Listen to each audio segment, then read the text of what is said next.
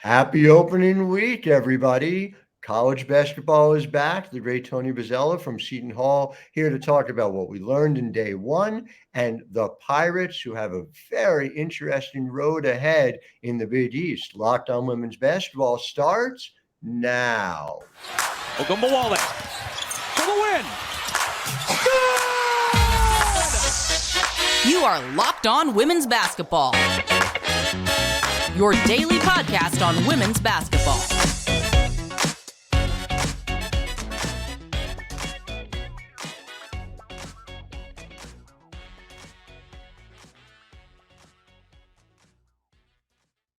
Hi there and welcome to Locked On Women's Basketball. I'm your host, Howard Megdal. I want to thank you for making us your first listen every day. Over at Locked On Women's Basketball, we have 6 podcasts a week. We show up for you. You show up for us, over 160,000 of you in October alone. So thank you so much for being loyal listeners. Make sure you subscribe, rate, and review us. I just found out that's a thing. Make sure you tell people that this is the Women's Basketball Podcast to listen to. And of course, it is not just me. It is the incredible team across the board over at thenexthoops.com. We have over 100 reported pieces every single month. Our team swarmed on Big East Media Day, of course, with T. Baker, with Gigi Spear. Make sure you're following thenexthoops.com. Subscribe for $9 a month, $72 a year. You get over 100 reported pieces in your inbox every single month. And so a lot of them revolve around a day one for the ages, a very interesting day one in women's basketball. Tony Bozzella, the head coach at Seton Hall, one of the people who doesn't just talk the talk, but walks the walk when it comes to growing this game, is here to take me through it. Segment 1, we're going to talk a little bit about what we learned from day one. Segment 2, all about this Seton Hall team that has some turnover, some really interesting pieces put together, and an opportunity for them to learn together here on the fly during what is your always unforgiving non-conference schedule ahead of the Big East, Tony. So let's start here with day one. Just, as somebody who I know doesn't just coach, but loves the game, what were your biggest takeaways from sitting and watching here day one ahead of your debut tonight against Iona? Howard, thanks for having me. Congratulations, 160,000 subscribers. We need to double it, triple it, quadruple it. And I'm a proud subscriber. I've done it from the beginning because it's a great forum for women's basketball, and we need to support it. It's very unbiased. It's very down the middle. You report. And that's really important. And I thought, to be blunt, I'll say how I feel, at 57, almost 58, entering my 11th year at Seton Hall, and my over 30th year as a head coach. And this will be my 24th year as a Division I head coach. I think you could see, money doesn't buy wins. And we've had a bunch of teams yesterday that spent a lot of money in the offseason, and didn't equate to wins. In fact, they equated to really poor play, to be honest with you. And, we want to be like the men's game, and we want the publicity and the notoriety. Well, with that comes a little bit of, accountability. And I know we ask our players to be accountable, but I am as accountable as is my staff. And I think there's a few coaches out there that got to take a look in the mirror and realize, writing that check or getting those NLIs or NILs, whatever, doesn't guarantee you wins. It was fascinating to see, LSU falls to Colorado here in day one. And, it's a sliding doors industry, right? You can look so easily. And we've talked about this on the podcast that, this is a team in LSU that won it all last year. And in order to be the champ, you got to beat the champ. And they have justifiably started the year atop most people's lists of the 2023-24 season. It is also very easy to look back and say, but for a pair of missed free throws late in the game against Utah, that's a team that loses in the Sweet 16. And those types of realities mean that what was given is not guaranteed going forward. There are obviously some tremendous pieces on this LSU team. Are you seeing in LSU fixable problems when you come out of that day one loss to Colorado? There's obviously time to do it, you know? And absolutely. And listen, Coach Mulkey is a great coach. I'm just one of the all time, what she's did at Baylor and what she's accomplished at LSU is phenomenal. And again, my opening remarks were not a criticism of her. It's just, what this game has become. That's more my interesting look. Like everyone wants to still perceive it as a pure, just, kids stay at school 4 years fantasy land that it's not anymore. And Coach Mulkey's following the rules and did everything perfectly. And she's going to fix it. There's no doubt in my mind. I think it's more of are the players going to listen? Are the players going to be committed to winning? And winning, you have to put a lot of hard work in. And I know last year LSU was the underdog, and a lot of people, didn't, perceive them as going to win the national championship. And I think they played with that chip on their shoulder. And I think, looking at yesterday, they didn't. And you give Colorado a lot of credit. I think Colorado is one of the most underrated teams in the country, has one of the most underrated coaches in the country, another phenomenal coach. But, you with all this money and glamour comes a lot of more, you got to focus, and and you got to know that you're still playing against really good players, and Colorado proved it last night. And I think it'll make for an exciting year because there's no guarantees.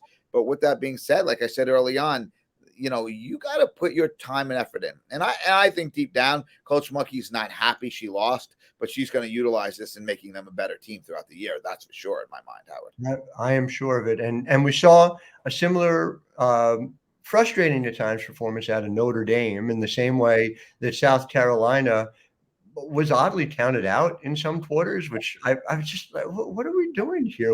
Dawn Staley is the coach. Camila Cardozo is going to be a monster for this team in the middle. Raven Johnson came into her own late in that season. I can't say that I was surprised by what happened yesterday in Paris between South Carolina and Notre Dame. But what was your take on it as you're watching that game? And I did get a chance to watch it. And, let's just start with anyone who counts South Carolina out.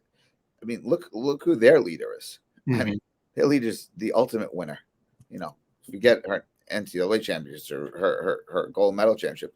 She's a winner. And I will tell you this, she's coaching her kids like they're the underdog. She likes this. And they came out and they played with that edge yesterday. I mean, they're rebounding, and I got to tell you, Howard, their physicalness was phenomenal to me.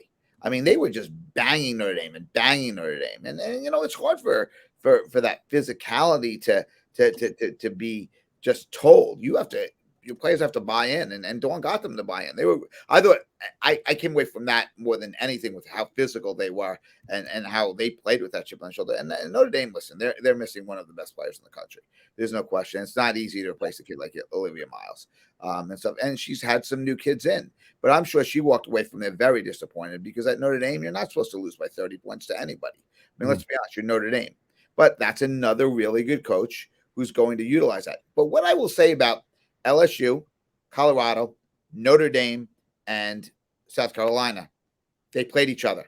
This is what we need more of, Howard. We need more really good games the first day. We need games that are people are like, wow, opening day of women's basketball. Let me watch these games. That's what I'm talking about. I thought that was great. Look at Louisville. Louisville played Cincinnati, a nice big rivalry game. Like, we need more games like that. There were so many games. I looked at some of these Power 5 conference teams that, talk about how good they are. Who they're playing is just a disgrace. Like, that's not the opening game that we should be excited to go see.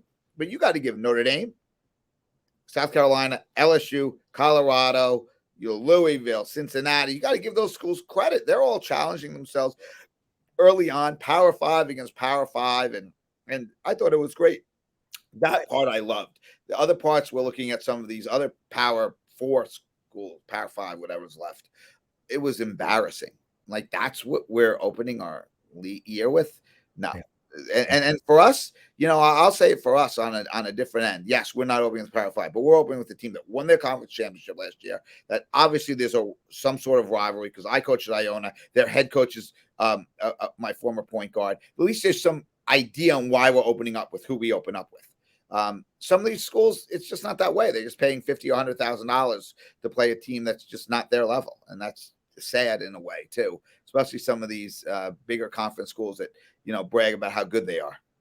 I mean, quite frankly, the idea that Iona wouldn't be on your schedule defies logic, and we'll talk about it because your non-conference is always one that gets you ready for the Big East. Like I said, you walk the walk. You don't just talk the talk. But we're going to get to that in just a moment because the schedule is tasty, and this Seton Hall team is really interesting to me. First, though, I want to talk to you guys about FanDuel because FanDuel has a very interesting offer right now. Although, quite frankly, and Tony's a Jersey guy like I am, it's one you may not want to take advantage of with the New Jersey-based NFL teams. New customers get $150 in bonus bets with any winning $5 money line bet. So again, your team wins, you bet $5, you get $150 over at FanDuel. Now, if you're, let's say, the fan of a team in the NFL who is 2-7 and has lost their quarterback for the season to an ACL tear, they may not be the ones you want to choose. Or if you're rooting for a team that has a good defense, but Zach Wilson as the signal caller, maybe not. But I've looked into it. There are teams outside of the state of New Jersey you might want to look into. FanDuel has everything, of course. They have spreads, player props, over, under, and more. Go over to FanDuel.com/lockedon and help kick off the NFL season. Again, that's FanDuel.com/LOCKEDON. FanDuel, official partner of the NFL. Again, when you guys have Sunday games, everyone's just come to Walsh, obviously, because who's watching the NFL in the state of New Jersey? Instead, not in New Jersey this year, unfortunately. Our Jets did not play particularly well last night. I did want to point out before I move on, look at USC and Ohio State played each other yesterday. And obviously you got to showcase a great player in Juju Watkins. That was just phenomenal. And I thought, USC and Ohio State to play each other says a lot too. Obviously Lindsay's a good friend of mine, and Kevin's obviously I know well as well. But that just shows again two teams that are showcasing their great players, and they're both going to be very good. Those teams as well. Juju Watkins, 32 points on 15 shots. Oh my God. Freshmen are supposed to be all over the place. They're not supposed to be efficient like that. But no, it's true. And we are willing. We're obviously a New Jersey. You talked about we have no bias in this program. But we have a bias. We are biased in favor of the state of New Jersey. But we are willing to talk about New Jersey adjacent people. And Lindsay Gottlieb, Pride of Scarsdale, New York, of course, somebody who we are willing to talk about on the program as well. But let's get back to Seton Hall. And it comes down to something very simple. You guys have 9 newcomers. And again, to sort of kind of bridge it, you have not allowed that to change the way you approach the non-conference. And Iona has a terrific program. So no one should sleep on Iona. But look at what you're doing this week. You're then going to Columbia. To win up there is a very difficult thing. There's numerous teams found out during the WNIT this past year. You're playing Rutgers on the 15th of November. That is always a battle. And then, speaking of Juju Watkins, I mean, on the 20th of November, you guys are facing that USC team as well on a neutral site. As a coach, and like you said, you've been doing this a minute, right? What are the things that you do to prepare a team of newcomers like this? Wow. I wanted to always play a challenging schedule. And, when you make the schedule early on, you don't anticipate it going to be, so many new kids. But in today's day and age, you almost have to. We had all our kids graduate. We only, lost one underclassman. The rest of our kids all were graduates or graduate school kids. They all, so it's not like we lost a lot of kids. For us, we want to challenge ourselves. And I just think, playing different styles and different teams are important. But for us, Rutgers is important to play every year. I've said this to Coquise, we do have, before Vivian, left, she scheduled this home and home. We need Coquise to continue to do that. We need to play Princeton. They're another great team in Jersey. We need to play Columbia. It's a very good local team. We need to play some other local teams. Iona's won their conference championship. Let's play them. FDU, who we're playing, had won their regular season last year. So let's continue to play these teams in our area that are really good. But we also have to generate excitement for the state. The state of New Jersey has great girls basketball players, and we need to showcase our colleges against each other, not against schools that we've never heard of. You also, and again, FDU now with Steph Gately, I can't wait to see what they're going to do this year. But you also have UNLV coming to Walsh. UNLV, I mean, they had 30 wins last year. This is ranked top 25. A really significant program. And so like what you talked about, to me, it's twofold, right? When we talk about the non-conference, it's this idea that like, yeah, the preseason top 10, top 15, they have to schedule a lot of one another. And Gino obviously has done a terrific job of The best. UConn. Dawn does a really good job of that in South Carolina.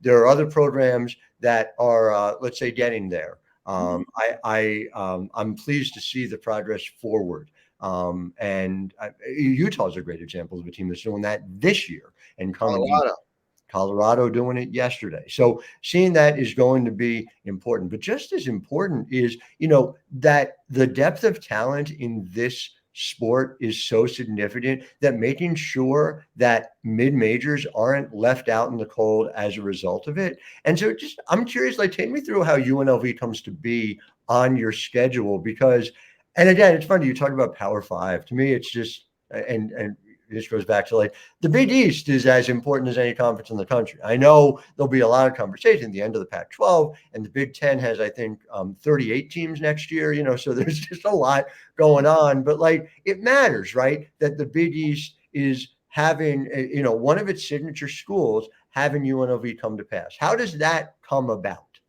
It was interesting because we're always looking to play one real, unique out of conference game that has a really good team. And so we were looking, and UNLV contacted us, and UNLV has to. It was funny. I talked to Coach LaRock this summer. I'm like, well, why did you want to come here? She's like, it's funny, Tony, you say that. We have to close our arena down for almost 2 weeks because the rodeo comes into town. I'm like, really? She's like, yeah. You know how it comes into town for like those Dallas teams? Well, it comes in town to us, and we have to travel. And a lot of teams, there's no real tournaments for us to travel to. So we thought a nice visit would be, let's go to New York City. So we wanted to get one of the better teams in the area. So we contacted us, and it was great. And then they got another, solid mid-major team. I think it's Manhattan. And, they said, listen, we're going to come there for about a week, and we're going to utilize this as our trip. So she did. And, eventually we'll repay the trip back to them as well. Because I just think it's the right thing to do. And, for them to, come here with such a great program. And, Coach is one of the, rising stars of a profession. She's, a Stanford person. She's from Vegas. They're really good. They returned 4 starters. So it'll be a great challenge for us, but it also helps showcase the Big East onto the West Coast, because that game will be either televised through, TV or Flow Sports or ESPN Plus.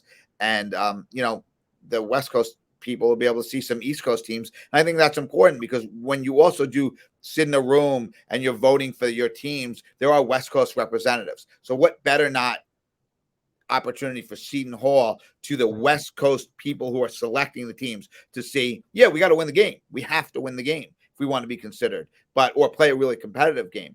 But if we don't play UNLV, then the people from the West Coast don't even know who the hell Seton Hall is. Right. And now those people in the room, whether it's the commissioner of the Big West, commissioner of the Pac-12, whoever it may be in the selection committee, has Seton Hall played a team from out here. How'd they do? This team's really good. Seton Hall won. They must be pretty good. So there's a lot that I do this for a reason. And you see it, it's reflected in the players that you have, that you bring in. You have some transfers here, whether it's Asia Davis coming from Northern Illinois. You brought in the SWAC Freshman of the Year and Micah Gray from Texas Southern. There are talented players from all over. Jersey is, as we know, the breadbasket of American women's basketball in terms of talent, but there is talent all over, and this has become, in fact, a global game. It's something we see with your roster year after year. I do want to turn it local, though, and we also got to talk about Azura Baines in segment 3. But first,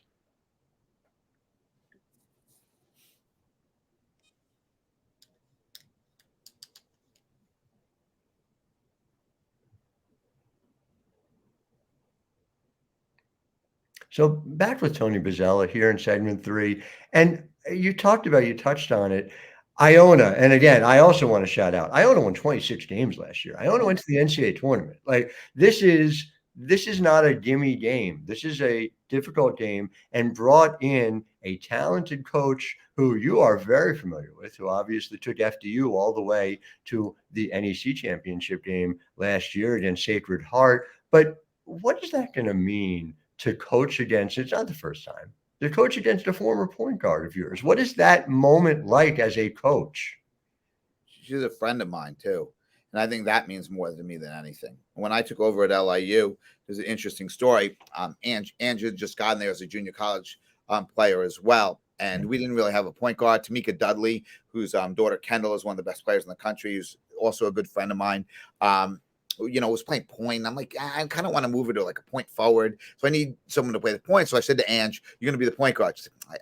And she had an accent back then. So she kind of said in broken English, "I really don't play the point." I'm like, "Well, you're going to play the point." Third game against Loyola Chicago on the road, we lose. She commits 10 turnovers. I'm like, oh my gosh, was this the right decision? I'm thinking to myself. And Ange's like, "No, I got it now." I'm like, "Really?" She's like, "No, I got it." And just fought and played and was MVP of the NEC tournament. And we went to the NCAAs that year, played LIU. It's where I got to know Gino. And Right. Gino obviously beat us by a lot, but Gino and I became friendly then. And I consider Gino a friend now and a mentor. Ange, the second year had a great year for us and suffered a concussion halfway through the championship game, which we were up 6 points at the half, and she had 20. And then we lost that game, but we stayed close ever since. And I love Ange. I'm thrilled that she's the head coach at Iona. I couldn't ask for anyone better to coach at Iona, and she's going to do a great job there. And I'm just thrilled to open up the season because I thought it was important that we open the season up with a really good team, and with some sort of rivalry and some sort of excitement in it. And I know we've gotten that, so I'm excited for that. If you are anywhere in the area, please, I can't stress this to you enough. Your life will be better. Go to Town Hall Deli, grab a Sloppy Joe, head on over at Walsh Gymnasium, historic Walsh Gymnasium. I've said it before here, and I'll say it again. It's just such a spectacular place to watch a basketball game, and something my family's done it for generations. My father saw the elder John Thompson play there during his Providence year. So it's been, to walk into those doors, it's very meaningful. I love the Hall of Fame. As you walk in from the outside, there's a sense of history that goes along with it. But it's just remarkable and a really important place to be. And so before we go, just to talk about not just to be there, the what, the how, but Azura Baines is essentially, I think, the most significant player on the Seton Hall team, a returner, honorable mention, I think, in the Big East. Preseason, I don't know, between Azana and Christina Dalci, I think there were a couple of players where I said, I think at the end of the year, we're going to be talking about them in a different tier than we are at the start of the year. But Azana, obviously significant, helpful to this team, at times off the bench, started 13 games last year. What can she be? What's the biggest thing she needs to add to her game, or has added to her game, that you're seeing, we now get to see, heading into what is year 5 for her playing college basketball? Yeah, I'm a Jersey kid. We're thrilled to have her. Average 17 and 8 her last 10 games. She finally got healthy then. She's going to have a big year. You brought up Christina Dalce, Azura Baines, Lucy Olson, another great player in our league that plays for Villanova, really one of the most special point guards in the country. People need to watch her play. They all have something in common. They all played on the USA 3x3 team. Right. Different teams. One was younger, the Dolce and Lucy, but some older, and they all played in the 3-on-3, teams, and they got better. Led by Jen Rosati for USA Basketball and all the great coaches they had. These kids got better, and 3-on-3 really exposes you. And I asked Susanna what she really needed to work on. She goes, "My defense," and I'm like, "You're right." And she goes, 3-on-3, I really had to, put an effort in because there's no extra help in that. You better guard your kid. And she did. She's gotten a lot better in that, Howard. I strongly feel she should be on the draft boards. She's shooting the 3 fantastically. I think this kid who's, had 5 or 6 or 8 3-pointers in her career will have 30 to 40 this year. She shoots the ball well. She works really hard with my staff, led by Coach Jose Rabimbas with her. I really tell you, she's a first-team all-conference player in any league in the country. She's become that good. And she's an amazing person. And when your leader is as humble as she is, then you have a chance to have a really special year. And that's why we will have a really special year. I mean, if she is shooting the three at her size, 6'1", suddenly you're looking at a prototypical wing. But again, playing the 3-on-3 makes such a huge difference in terms of adjusting to the speed of the game. I always, again, you go back to this is the way in which you play is so personnel based. But I know, obviously, last year playing a little bit slower than typically you have in the past. Are you hoping to be, let's say, top 100 when it comes to pace, or is that something that you're going to let dictate by personnel?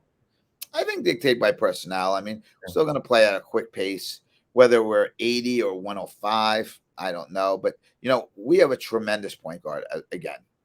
We had a great one, obviously, with Lauren, and we've had some great ones before that, obviously, with Dee Simmons, Shakina Richardson, Deja Simmons, who was here yesterday. Inya Butina was another tremendous point guard here. We've had some great ones. And I think that's really, one of the things about Seton Hall. We've had great ones. But, Amari Wright is in the next line. She's a very good player. She's the fastest kid end-to-end I've ever coached with the ball. She's the smartest defender I've ever had. She's a tremendous player. She will lead the Big East in steals. It won't even be close. And she just brings a different look to us as the point guard. It's just different. It doesn't mean it's better or worse. She's just different. But it is a winning way. And we're going to win with her as well. I love her. She's a great kid. She's put her time in. And fortunately, we have her, still here. And she lived to her, edict to us. I'm going to be here at Seton Hall. That's what I want to do. And she could have left and gone to other places, and she stayed here. And now she's going to be one of our stars. I really believe it. And Tony is not overstating that, listeners. 4.6 was her steal percentage last year. Good for 22nd in the whole country. And seeing what she does, being out there all the time, will be fantastic. Well, listen, I deeply appreciate that you shouted out the Jersey roots of Azura Baines, who, of course, played at Gloucester Catholic for, I see a young up-and-coming coach, Lisa Gadaka, known as Lisa Angelotti. Yes. Has a chance, I think, to do some good things in this game. What is she, the all-time South Jersey wins leader, her 30th season? She's done okay. But, again, she had a good mentor, too. In college as well, as we know with Coach Beretta and everything too. Very true. This is very true. And I love just the way it all comes full circle. So listen, always love talking basketball with you at any level in every way. Tony Bozzella, to our listeners, thank you for being part of listening every single day. We will be back tomorrow with the new general manager of the Chicago Sky, because we are here 24/7, 365 talking women's basketball. Until then, I am Howard Megdal, wishing all of you a wonderful day. Ogunbowale for the win. You are Locked On Women's Basketball, your daily podcast on women's basketball.